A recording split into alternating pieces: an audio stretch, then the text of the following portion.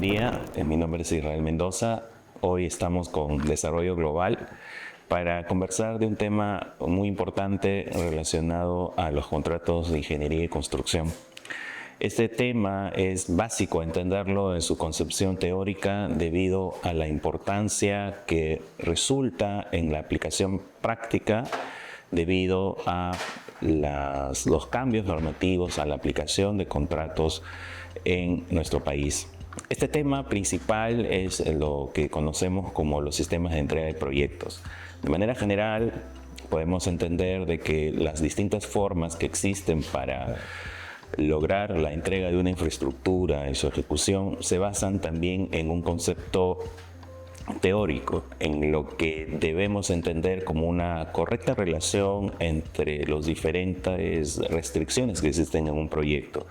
Entiéndase el tiempo, el costo y el alcance, ¿no? Entonces, en base a ello, hoy hemos preparado un resumen breve relacionado a los sistemas de entrega de proyectos que podemos manejar actualmente y que incluso están en la actual exposición de motivos de la Ley 32069.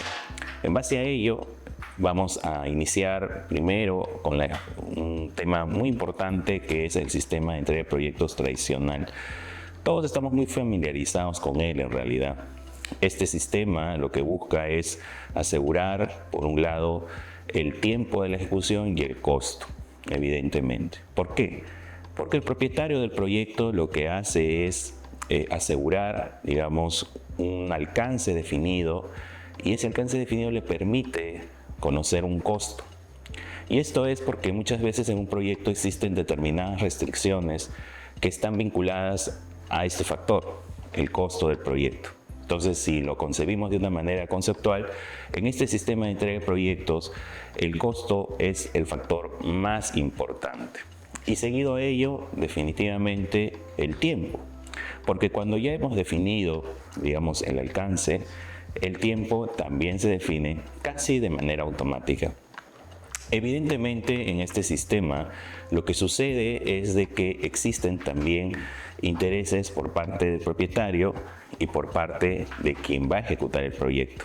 Porque en esta figura conceptual surge un tercer digamos, participante, que es el diseñador del proyecto o el proyectista, como queramos llamarlo, o tal vez el mismo propietario, y en este caso la entidad pública, lo ha hecho de manera, digamos, interna, con su capacidad operativa.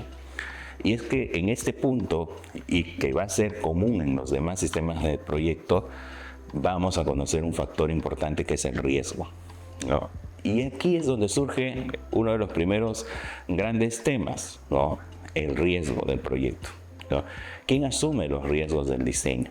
En este caso muy particular, evidentemente, lo que vamos a apreciar es que el riesgo del diseño no va a estar en quien ejecuta el proyecto, porque finalmente, en función a los, digamos, estándares de manera general definidos por el propietario, es que se procede a la ejecución de un proyecto. En este concepto, como ustedes van a entender rápidamente, lo que sucede es de que uno de los puntos más álgidos es cuando se tienen que realizar cambios en el diseño o por factores externos. También lo que va a suceder es que va a tener que efectuarse modificaciones al diseño aprobado. Y aquí es muy importante tener en cuenta que el diseño es aprobado por el propietario del proyecto. Normalmente, en la ejecución de proyectos, al propietario del proyecto tiene muchas denominaciones, ¿no? Una de ellas es el propietario, ¿no? Que hemos venido conversando ese término de manera general, pero también se le llama cliente, ¿no? Y en otros casos, empleador y finalmente también entidad pública, ¿no? Al fin y al cabo, se trata de la misma persona. Es importante mencionar que en este sistema de proyectos, estos puntos, si no son adecuadamente definidos, me refiero al riesgo, va a generar más adelante lo que ya comúnmente hemos conocido como controversias, ¿no? ¿Por qué? Porque si no asignamos adecuadamente el riesgo, y esto es uno de los puntos más importantes de un sistema de entrega, que es definir adecuadamente el riesgo. Conceptualmente, en este sistema de entrega de proyectos, el riesgo del diseño le corresponde enteramente al propietario del proyecto. Y es aquí, cuando ya se construyen los contratos de manera, digamos, ad hoc, es donde muchas veces existe esa desviación, ¿no? De trasladar todo o parte de los riesgos al ejecutor, quien finalmente, contra natura prácticamente, se ve obligado a asumir riesgos, ¿no? Y ello genera una distorsión en nada más y nada menos que en el costo del proyecto. Porque el riesgo de un proyecto se traduce en un costo para quien ejecuta o diseña el proyecto. Y es aquí donde ya debemos de hacer un punto aparte. Porque, digamos, el propietario del proyecto va a ser quien va a determinar esos riesgos, ¿no? Y esto es muy importante porque siempre en una relación contractual vamos a tener intereses, y posiciones. Y es ahí donde esos intereses y posiciones deben las partes de un contrato identificarlas claramente, porque ello implica, cuando suceden cambios en cualquier tipo de proyecto, un punto de contacto para negociar, que es natural en un contrato. La negociación en un contrato es tan inherente como cualquier obligación contractual. Y esto es muy importante. ¿Por qué? Porque normalmente en este tipo de contratos siempre se va a necesitar, cuando sucedan, por ejemplo, interferencias, ¿no?, que podrían determinarse debido a que no se entregó la totalidad de la información, o habiéndose entregado la totalidad de la información al ejecutor de obra, finalmente puede ser que se traten, digamos, de conexiones clandestinas, de redes, de servicios públicos, que finalmente cuando, ¿no?, se hacen los trabajos de excavación resultan y son visibles, ¿no? Entonces, eso implica inmediatamente un cambio en el diseño. Y ese cambio en el diseño no es más que un punto necesario de tenerlo en cuenta. Y es que cuando tenemos estabilizado el costo y el alcance, un cambio en este tipo de sistemas de entrega de proyectos ya imaginan que va a tener una serie de procesos, ¿no es cierto? Actualmente en nuestra norma de contratación pública, cuando suceden estos tipos de vicisitudes o disrupciones, lo que hacemos es primero solicitar una ampliación de plazo y luego de esa ampliación de plazo ya podemos solicitar, ¿no?, el reconocimiento de mayores gastos. En esa concepción es de que se desarrolla este sistema de entrega de proyectos en donde se identifican, digamos, a la entidad pública, que es la que tiene un expediente técnico que lo ha hecho de manera interna, podría ser. Y lo que comúnmente sucede es de que primero contrata, ¿no?, la elaboración de ese expediente técnico y luego de muchas revisiones, ¿no?, normalmente suelen ser 4 entregables, ¿no es cierto?, en una elaboración de expediente técnico, siendo críticos, ¿no?, siempre el diseño y luego el del diseño, la entrega de las especialidades, y la entrega de las especialidades en ese interín normalmente se exige, ¿no?, al proyectista que ya cuente o proporcione las autorizaciones, ¿no?, las licencias, entre otros aspectos vinculados a la ejecución del proyecto, y luego de la entrega de las especialidades vendrán los costos y presupuesto para finalmente presentarlo y que la entidad lo pueda aprobar. Entonces, aprobado ese expediente técnico, ya se puede definir un alcance, ¿no es cierto?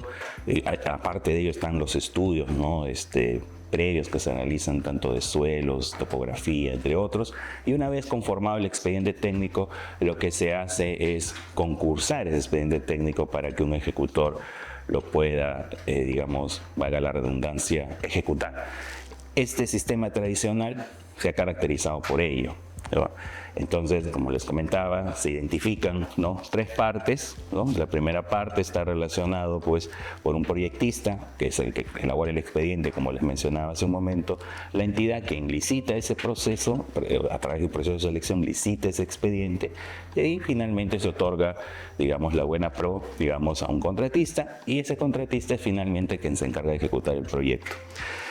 Como les decía, a manera de resumen, es que, digamos, en este sistema de proyectos se define claramente el costo y el alcance, ¿no?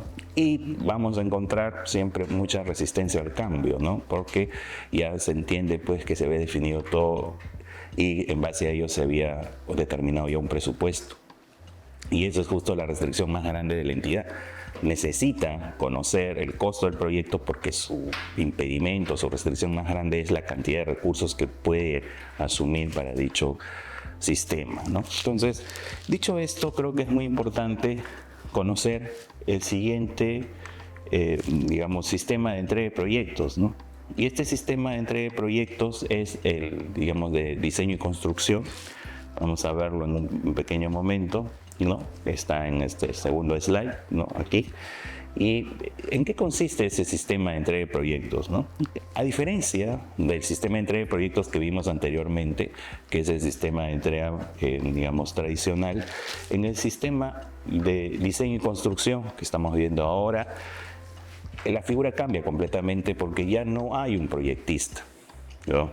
Sino que en la medida de que el costo se ha convertido en una restricción importante y se busca que exista una sola fuente de responsabilidad, es decir, tanto quien diseña y construye, digamos, acumule la responsabilidad, el riesgo del diseño, digámoslo así, es que este sistema se consiste en que quien ejecuta ha diseñado el proyecto.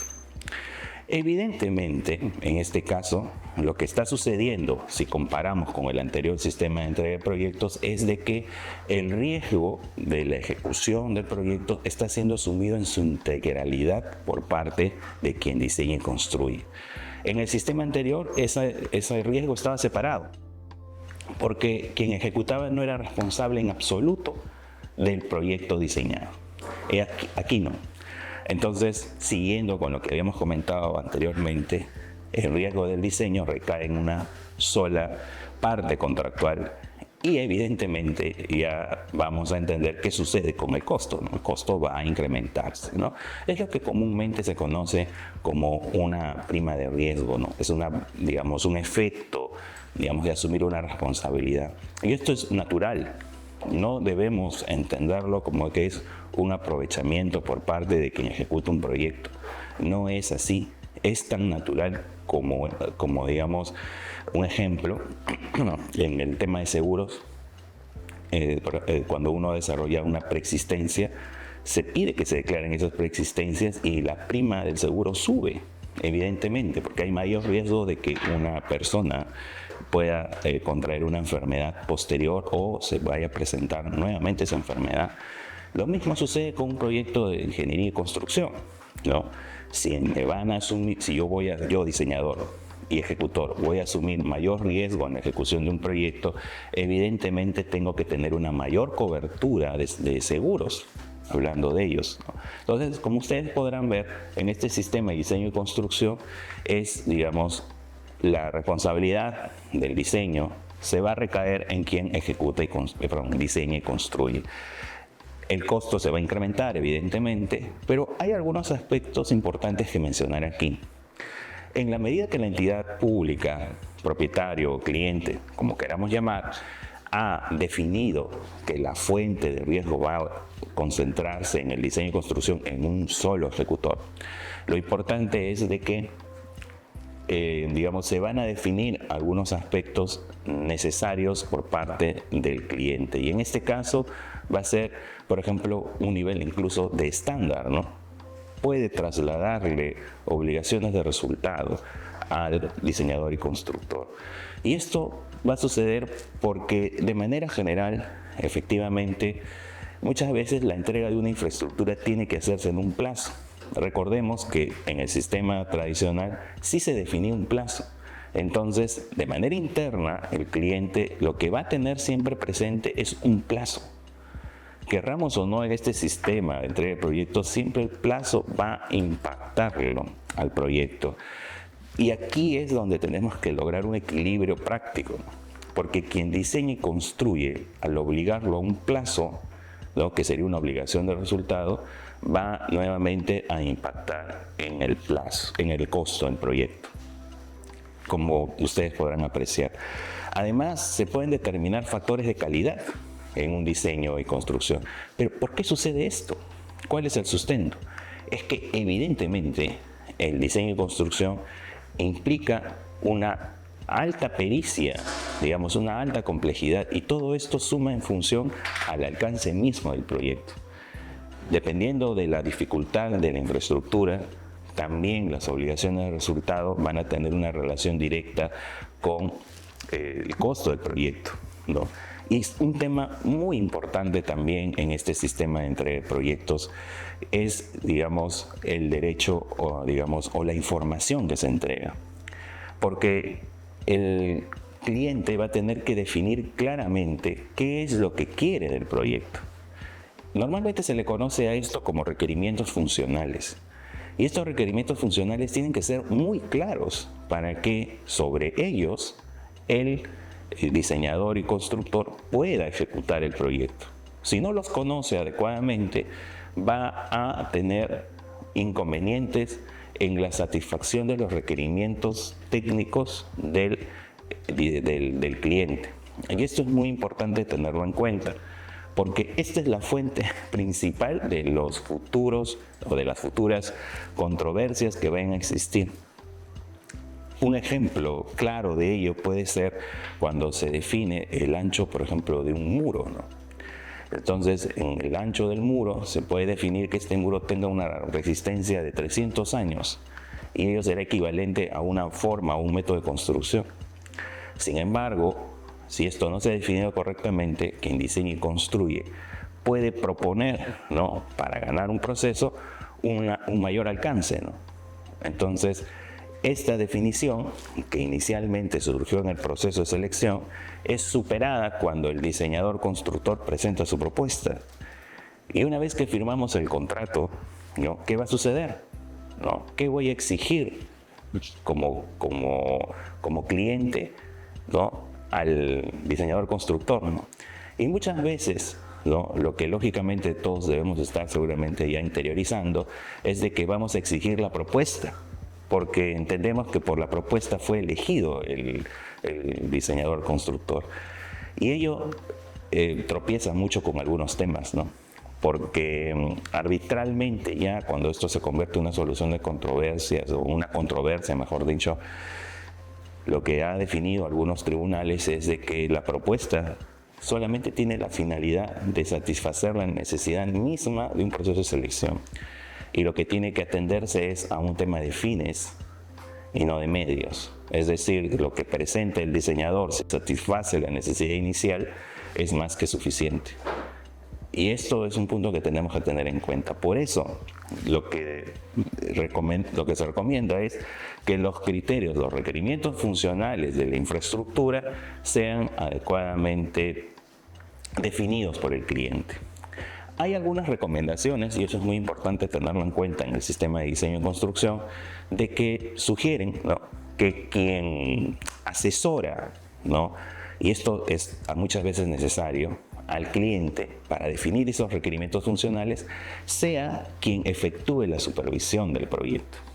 Es una recomendación totalmente válida, ¿no?, porque ¿quién mejor, quien asesoró al cliente en la definición de los requerimientos funcionales de la infraestructura, que se encargue de aquella supervisión, ¿no? Entonces, digamos, en este sistema, a manera de resumen, lo que podemos indicar es de que en el sistema de diseño y construcción, la responsabilidad del diseño se traslada a solamente el contratista, ¿no?, que es a la vez diseñador y constructor. Corresponde al cliente definir claramente los requerimientos funcionales, porque esos van a convertirse en lo que nosotros ya conocemos seguramente en los requerimientos mínimos, ¿no? Pero es lo mínimo, recordémoslo. Y sobre todo, lo más recomendable es de que se pueda definir un alcance del servicio antes de la firma de contrato, porque esto es una práctica que vamos a ver seguramente más adelante en los contratos FIDIC y NEC, ¿no?, que se define un alcance del servicio justamente para evitar ese tipo de controversias que mencionábamos como ejemplo. Porque ya el alcance del servicio es un documento que tiene mayor valor que la propuesta técnica y mayor valor que los requerimientos mínimos. Entonces, si se define un alcance del servicio, es ese el punto de controversia. Y ahí el diseñador constructor tiene la obligación de ejecutar lo que está en ese diseño perdón, en ese alcance del servicio, y ya no se le exige la propuesta y no se le exigen los requerimientos mínimos. Evidentemente el alcance del servicio tiene un estándar mayor pues que los requerimientos mínimos. En el siguiente sistema, ¿no? En los siguientes dos sistemas que vamos a ver ahora, vamos a conceptualizarlos rápidamente, ¿no? El primero de ellos está conocido como el sistema de gerencia, ¿no? de agencia, y también el sistema de gerencia del riesgo. Hemos visto en los dos sistemas anteriores, en el sistema de entrega de proyectos tradicional, de que quien ejecuta el proyecto lo hace en función a un expediente ya aprobado, ¿no? por el cliente, el cual es licitado, ¿no? Y posteriormente pues se otorga la buena pro y se ejecuta. El otro sistema es, no existe ese documento, ese expediente técnico, sino que quien diseña y construye va a ejecutar el proyecto. Entonces, bajo ese esquema, ¿qué sucede? ¿No? ¿Es posible tener otro sistema de entrega de proyectos? Por supuesto que sí. Existen dos formas adicionales en función a la gestión del proyecto. Y esto ocurre muy a menudo en proyectos en los cuales existe alta complejidad, ¿no? Porque es tan complejo que es preferible tener a quien gestiona el proyecto para que pueda, ¿no? Contratar subcontratistas, ¿no? Y más que todo gestionar, la cadena de suministro, el pago, etcétera, que son aspectos fundamentales de la ejecución del proyecto.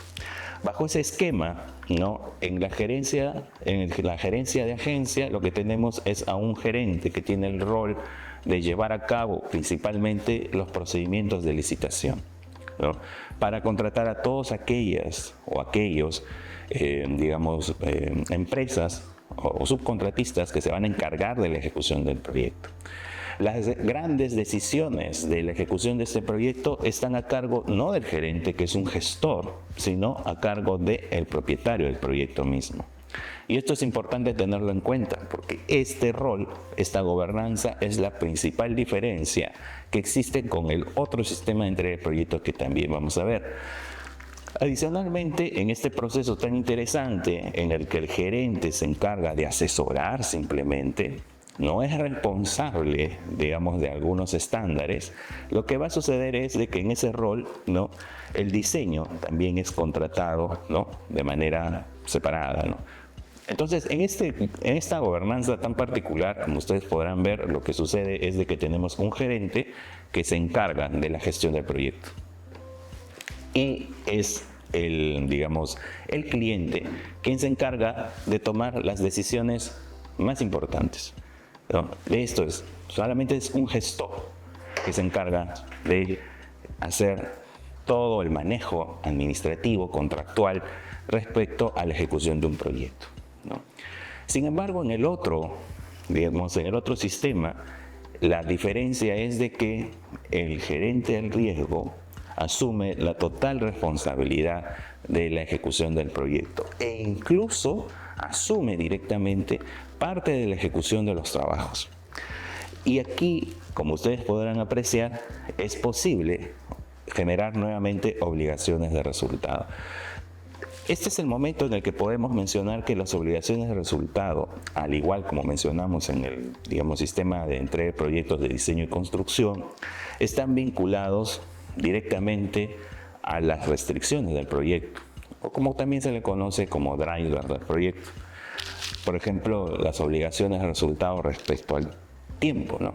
Fijar una fecha determinada para la entrega de una infraestructura o para el inicio, ¿no? de alguna funcionalidad de la obra. En lo que se refiere al alcance, ¿no?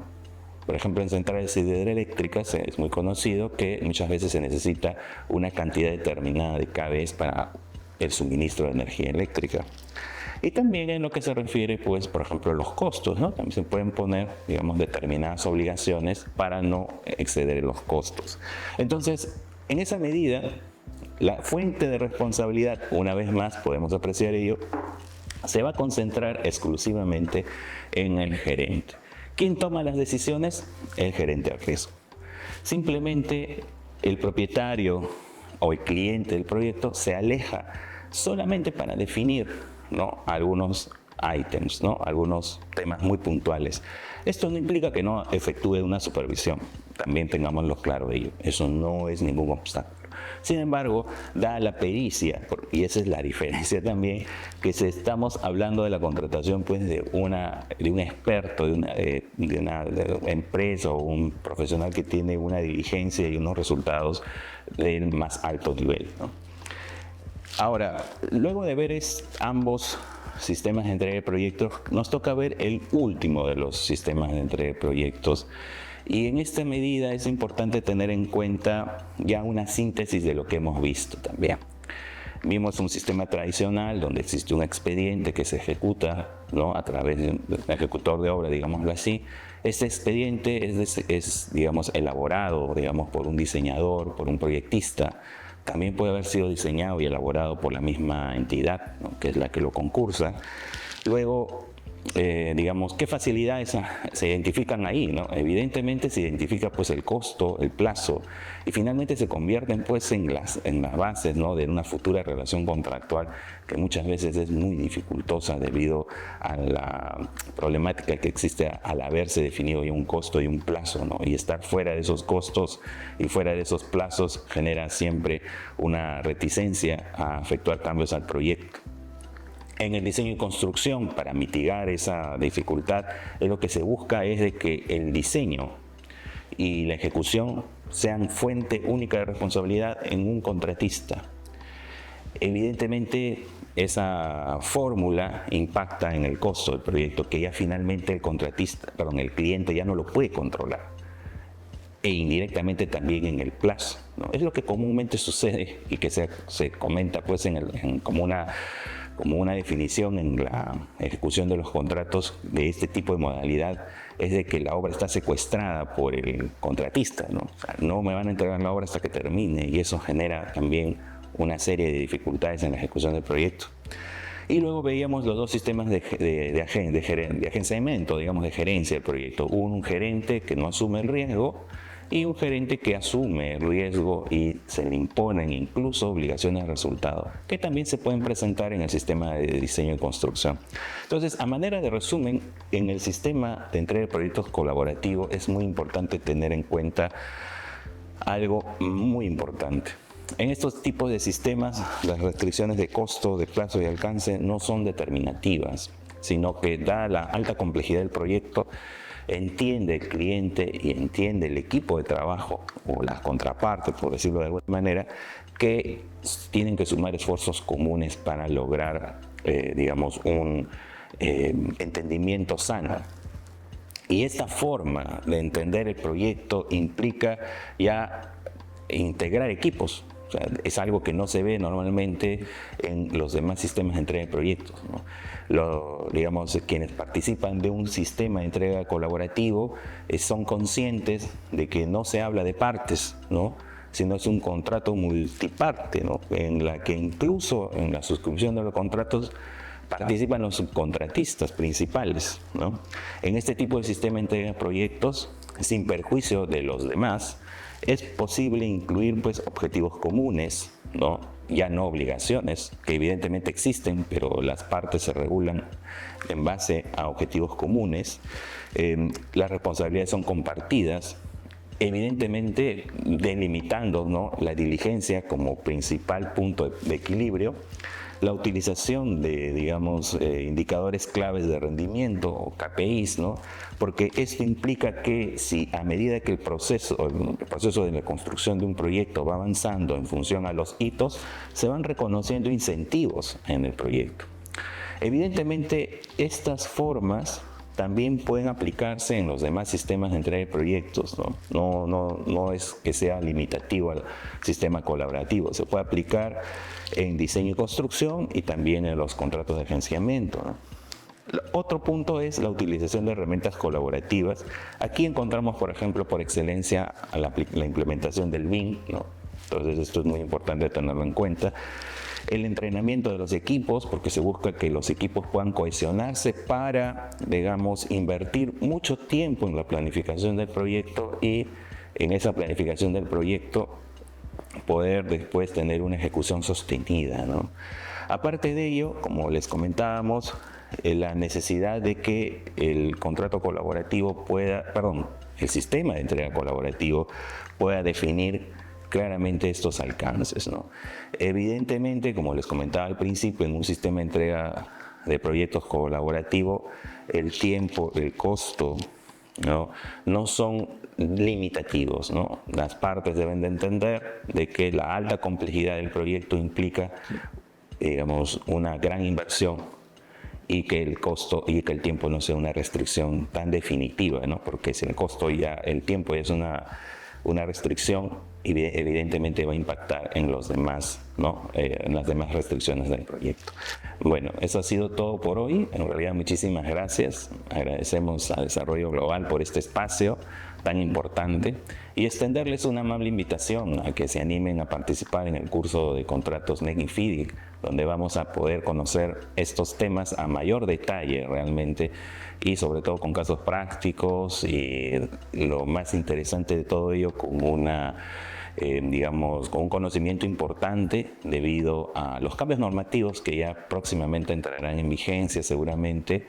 Y nos referimos a la Ley 32069, que es la Ley General de Contrataciones Públicas, que justamente tiene entre muchos cambios, la implementación y la aplicación de los contratos estandarizados de ingeniería y construcción. Entonces, nuevamente les extendemos esta invitación y los esperamos seguramente en las sesiones que correspondan. Muchas gracias, hasta luego. ¿Te gustó esta clase? Dale like, comenta, suscríbete y activa la campanita. En este lado encontrarás videos recomendados y en este lado te puedes suscribir. ¿Quieres aprender más sobre gestión pública? No te olvides visitar nuestra página web www.desarrolloglobal.p.